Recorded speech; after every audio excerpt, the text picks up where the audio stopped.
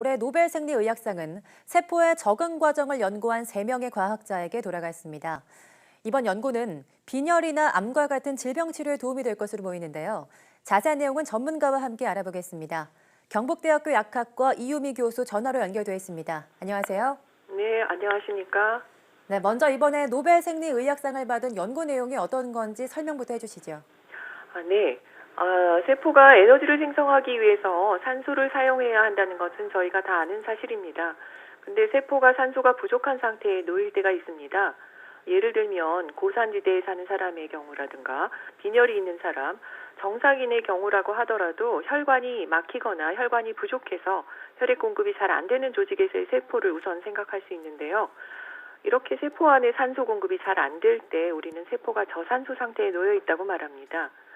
90년대까지만 해도 이렇게 저산소 상태에 놓인 세포가 어떻게 산소가 부족한 상태에 적응하는지, 다시 말하면 어떻게 에너지를 만들 수 있는지, 또 적응하지 못하고 스스로 죽는 것인지, 산다면 어떻게 생존하는지 등등 저산소 상태에 어떻게 적응할 수 있는지에 대해서 연구가 잘 되어 있지 않아서 세포가 과연 산소 농도에 반응하는 기작과 원리가 무엇인지가 잘 밝혀지지 않았었습니다. 이번에 이 세 분의 과학자가 이런 기전을 처음으로 밝혀낸 것입니다. 네, 그렇다면 이번 연구의 구체적인 원리와 기전은 무엇인가요? 네, 이번에 노벨 생리의학상을 수상하신 세 분의 과학자는 모두 그 저산소 상태에서 세포가 적응할 때 이에 필요한 유전자들이 유도된다는 것을 밝힌 것인데요. 특히 저산소 유도인자라고 하는 HIF라는 것이 이런 유전자들의 발현을 조절하는 키가 되는 전사인자 단백질이라는 것을 처음으로 밝혔고요. 이들이 조절한 여러 유전자들에 대한 기능과 역할에 대한 연구를 수행했고, 세포가 산소를 어떻게 센싱하고 작동하는지 그 원리를 밝힌 것입니다. 저산소 상태를 또 다시 돌리기 위해서는 혈관을 새롭게 만들어내는 혈관 신생의 원인이 저산소다라는 것도 처음으로 밝혔고, 우리 몸이 저산소 상태가 되면 제일 먼저 신장세포에서 저산소 상태를 감지하고 적혈구 합성을 촉진시키는 에리스로포에틴 유전자가 발현이 증가되고 우리 몸의 산소 농도를 다시 정상으로 돌리도록 한다는 것도 규명하였습니다.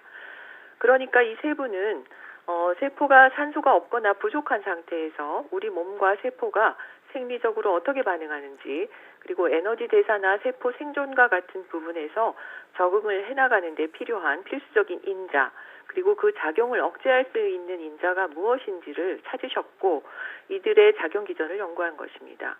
그렇게 함으로써 세포가 산소 농도에 어떻게 적응하는지를 묻는 근본적인 과학적인 질문에 대한 답을 세계에서 처음으로 제시하였기 때문에 이러한 공로를 인정받아서 노벨상을 받은 것이라고 생각합니다. 네, 그렇다면 이런 연구가 실제 우리 삶에는 어떤 의미가 있을까요? 네, 이번 연구는 저산소 상태가 나타나는 질병에 대한 치료 방법뿐 아니라 이를 예방하는 방법을 개발할 수 있게 해줬다는 데 의미가 있습니다. 세계적으로 사망률이 1위를 차지하는 암과 같은 질병은 유전자 이상에 의해서 생기는 질병인데, 실제로 암은 산소가 부족한 조직임에도 불구하고 잘 생존하는 것으로 알려져 있습니다.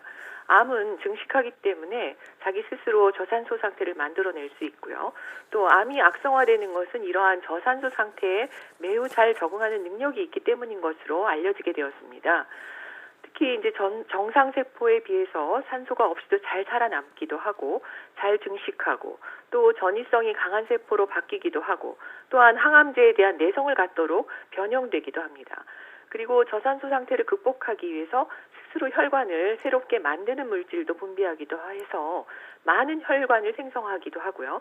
그것을 통해서 암 조직은 더욱 더 잘 자라고 급속히 커질 뿐 아니라 이러한 새로운 혈관은 이 암이 전이를 하기 위한 통로로 사용되기도 합니다.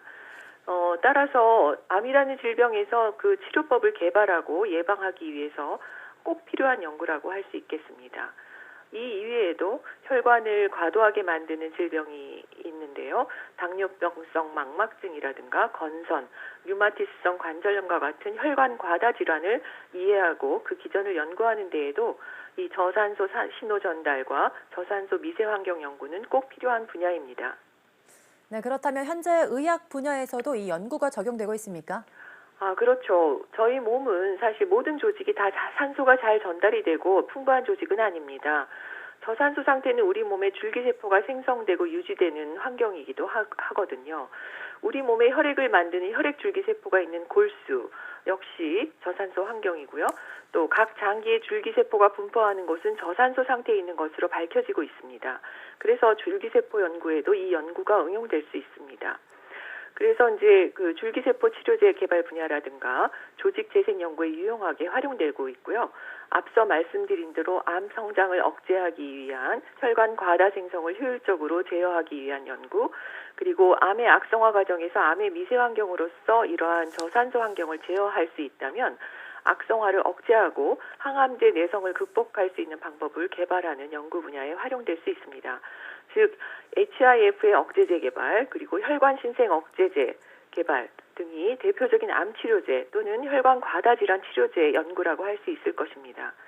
그리고 의공학적으로 인공장기 등을 만들 때 혈관을 같이 유도해서 혈관을 자연스럽게 분포할 수 있도록 하기 위해서 이러한 저산소 신호, 그리고 저산소 상태에서 증가하는 대사체를 활용하는 연구도 요즘 이루어지고 있고요. 질병 치료와 예방, 그리고 치료제 개발, 조직공학이나 줄기세포공학 등의 이 저산소 연구는 널리 활용될 수 있을 것으로 생각됩니다. 네, 경북대학교 약학과 이효미 교수와 함께 이야기해봤습니다. 교수님 감사합니다.